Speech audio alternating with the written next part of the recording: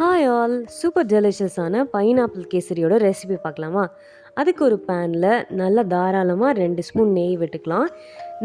நெய் உருகி வந்ததும் நாம் எடுத்து வச்சுருக்க முந்திரி பாதாமை வந்து அதில் சேர்த்துட்டு நல்லா வாசனை வர அளவுக்கு லைட் ப்ரௌன் கலர் ஆகிற அளவுக்கு வறுத்து நம்ம வந்து எடுத்து வச்சுக்கணும். ஸோ இந்த மாதிரி கலர் சேஞ்ச் ஆனதும் இது வந்து நம்ம வேறு பாத்திரத்தில் வந்து மாற்றி வச்சுக்கலாம். மறுபடியும் அதே பேனில் இன்னும் கொஞ்சம் எக்ஸ்ட்ராவாக நெய் விட்டு நம்ம எடுத்து வச்சுருக்க ரவையை வந்து அதில் சேர்த்துக்கலாம்.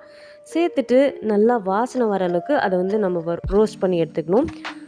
அப்போ தான் வந்து கேசரி நல்லா உதிரி உதிரியாக வர்றதுக்கு வந்து இந்த நெய்யில் வந்து ரவையை வறுக்கிறது தான் வந்து இம்பார்ட்டண்ட்.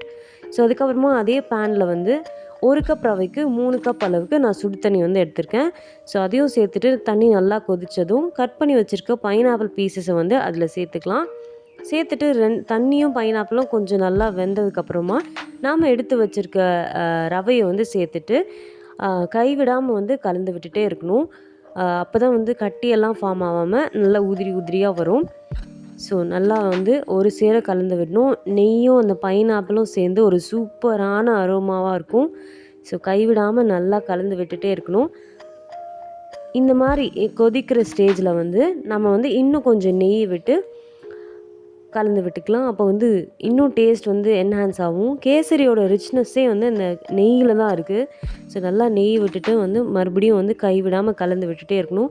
பாருங்கள், எதுவும் கட்டி கட்டியாக இல்லாமல் எவ்வளோ சூப்பராக வந்திருக்கு. இந்த ஸ்டேஜில் நம்ம எடுத்து வச்சுக்க ஃபுட் கலரை வந்து ஆட் பண்ணிக்கலாம்.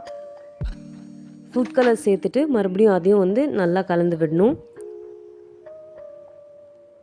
ஸோ பைனாப்பிள், நெய், இந்த ஃபுட் கலரு எல்லாம் சேர்ந்து ஒரு பியூட்டிஃபுல்லான டெக்ஸ்சரை கொடுத்துருக்கு.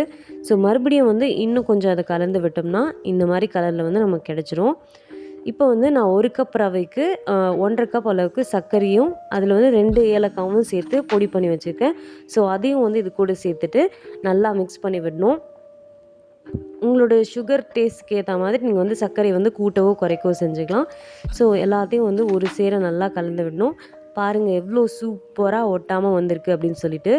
ஸோ இந்த ஸ்டேஜில் வந்து நம்ம எடுத்து வச்சுருக்க முந்திரி பாதாமை வந்து அதில் சேர்த்துக்கலாம். சேர்த்துட்டு கலந்து விட்டோம்னா சுவையான பைனாப்பிள் கேசரி ரெடிங்க. கண்டிப்பாக இந்த ரெசிப்பியை இதே மெத்தடில் பண்ணி பார்த்திங்கன்னா ரவா கேசரி பிடிக்காதவங்க கூட இதை ரொம்ப விரும்பி சாப்பிடுவாங்க. கண்டிப்பாக உங்கள் எல்லாருக்கும் இந்த ரெசிபி பிடிச்சிருக்குன்னு நினைக்கிறேன்.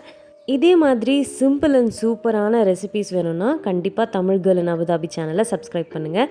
கடைசியாக கொஞ்சமாக நெய் விட்டு கலந்து விட்டோம்னா super delicious and tempting pineapple kesari ரெடிங்க.